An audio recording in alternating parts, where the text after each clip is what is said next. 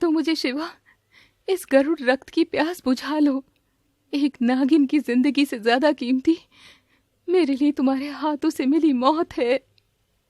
आराधना अपनी आंखें कसकर बंद कर लेती है। उसकी आंखों से लगातार आंसू बह रहे थे। तभी अचानक एक आवाज आती है।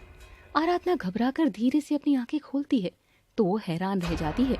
शिवा के हाथ आराधना की गर्दन पर नहीं बल्कि उसके शरीर से लिपटे उस नागपाश पर थे। शिवा के हाथ उस जादुई रस्सी को छूते ही बुरी तरह जल रहे थे। उसके हाथों से खून रिसने लगा था, लेकिन शिवा की आंखों से बहते आंसू उस लाल गरुड़ आग को शांत कर रहे थे।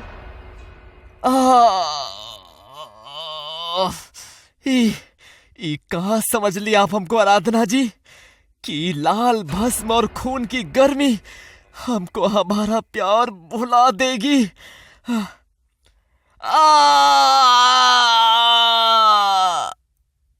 शिवा एक जोरदार चीख मारता है और पूरी ताकत लगाकर उस भयंकर नागपाश को बीच से तोड़ देता है।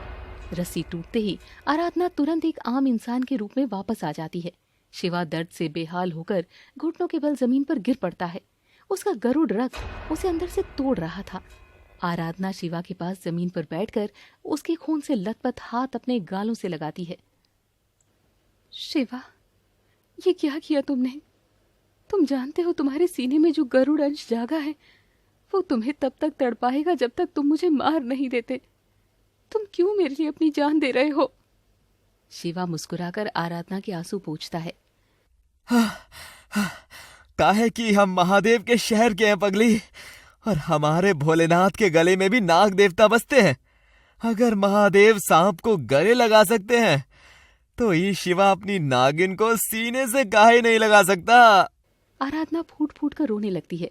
100 सालों में पहली बार कोई इंसान उसके नागिन होने के सच को जानने के बाद भी उससे नफरत करने के बजाय अपनी जान दांव पर लगा रहा था। पर शिवा, ये खून की दुश्मनी है। गरुड़ और नाग कभी एक नहीं हो सकते। तुम्हारा शरीर इस आग को सह नहीं पाएगा।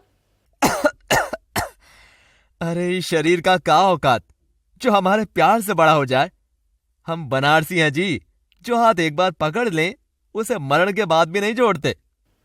तभी ऊपर छज्जे से काल सपेरों के तांत्रिक भद्रक की आवाज आती है। मूर्ख लड़के, तूने अपने ही वंश के साथ गद्दारी की है। तूने एक नागिन को जीवन दान दिया है। अगर तू उसका शिकार नहीं करेगा तो आज मैं तुम दोनों का शिकार करूंगा। भद्रक छज्जे से नीचे कूदता है। उसके हाथ में एक काले रंग का त्रिशूल था। वो सीधा शिवा के सीने में त्रिशूल घोंपने के लिए दौड़ता है। शिवा इतना कमजोर हो चुका था कि वो अपनी जगह से हिल भी नहीं पा रहा था, लेकिन इस बार शिवा के आगे दीवार खड़ी थी। आराधना अपनी पूरी ताकत के साथ शिवा के सामने खड़ी हो जाती है। उसके अंदर का डर अब पूरी तरह खत्म हो चुका था। उसकी आंखों में अब बस गुस्सा था। रुक जा पापी, तूने एक नागिन को कमजोर समझने की भूल की है। अब तक मैं इसीलिए भाग रही थी क्योंकि मैं शिवा को कोई नुकसान नहीं पहुंचाना चाहती थी, लेकिन अब बात मेरे शिवा की जान पर है। आराधना अपने दोनों हाथ हवा में उठाती है। एक जोरदार बिजली कड़कती है। आराधना का शरीर हवा में उठता है। एक ही पल में वो एक विशाल भयंकर सफेद नागिन में बदल जाती है। उसका फन इतना बड़ा कि पूरे गली में उसकी छाया पड़ जाती है। भद्रक घबरा जाता है। हाँ? असंभव। सावन की दूसरी रात को नागिन अपनी शक्तियां वापस कैसे पा सकती है?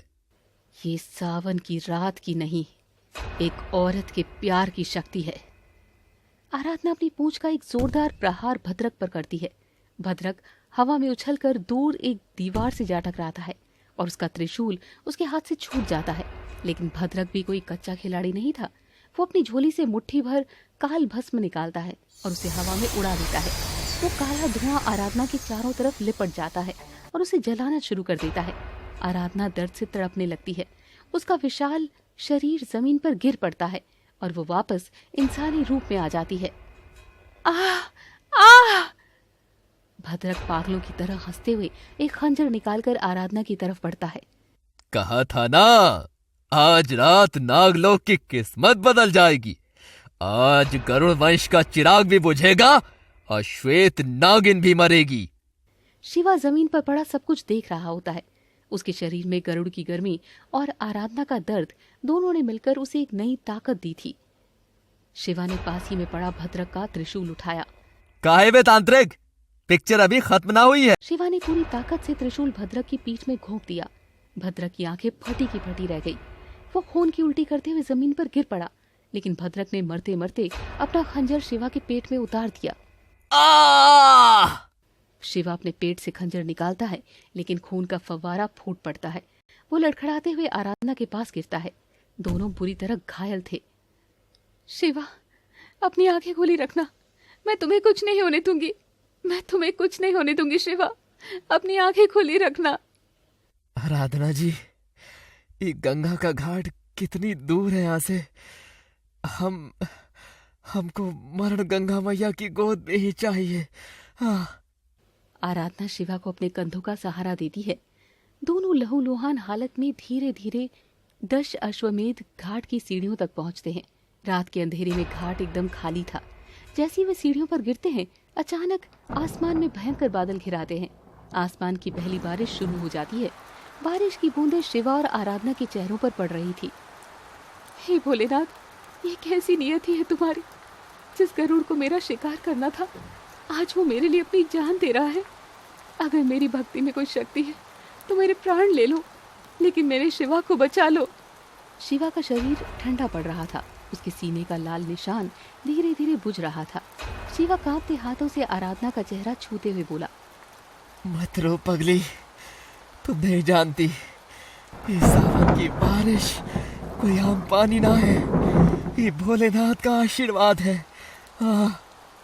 तभी घाट के बीचों बीच स्थित शिवलिंग से एक तेज रोशनी निकलती है और वो रोशनी सीधा गंगा की लहरों से टकराती है। गंगा का पानी अचानक तेज उफान मारने लगता है। पानी की बहुत बड़ी लहर सीढ़ियों पर आती है और शिवा आराधना को पूरी तरह भिगो देती है। 100 सालों की कहानी कहती थी कि सावन की पहली रात को गरुड़ और नाग आमने सामने होंगे, तो कोई एक मरेगा, लेकिन सच्चाई तो कुछ और ही थी। नियति का खेल मौत नहीं बल्कि प्रेम था। सदियों से गरुड़ और नागों का जो युद्ध चल रहा था, उसे रोकने का सिर्फ एक ही उपाय था। जब कोई गरुड़ वंशी किसी नागिन के लिए अपनी अहंकार और अपनी जान की बाजी लगा दे।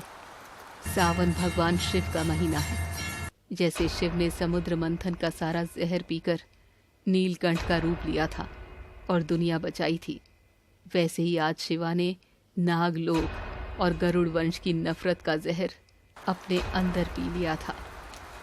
जैसे ही सावन की वो पवित्र बारिश शिवा के सीने पर पड़े गरुड़ के लाल निशान पर गिरती है, वो लाल निशान हमेशा हमेशा के लिए धुलकर मिट जाता है।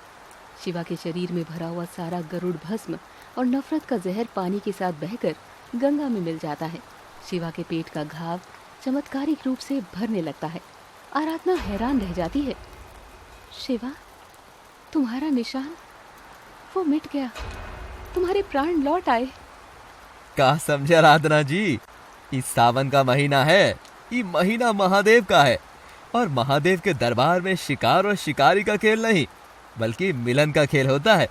उन्होंने हम दोनों का श्राप खत्म कर दिया। शिवा गहरी सांस लेकर अपनी आंखें खोलता है। आराधना की आंखों से खुशी के आंसू छलक पड़ते हैं। वो शिवा के गले लग जाती है।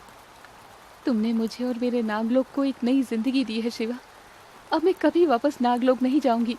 मेरी दुनिया अब यही घाट और तुम हो। अरे तो हम कौन सा तुमको जाने देते?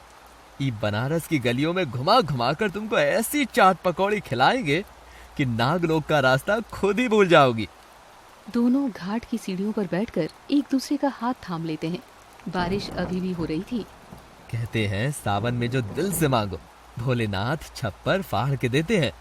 हमको तो हमारा प्यार मिल गया, एक ऐसी नागिन जिसने ये बनारसी गरुड़ को इंसान बना दिया। लेकिन हर हर महादेव। आपको हमारी कहानी कैसी लगी कमेंट में जरूर बताएं। मैं राइटर नाज आपके कमेंट का वेट करूंगी। मिलती हूँ आपसे अगली कहानी में।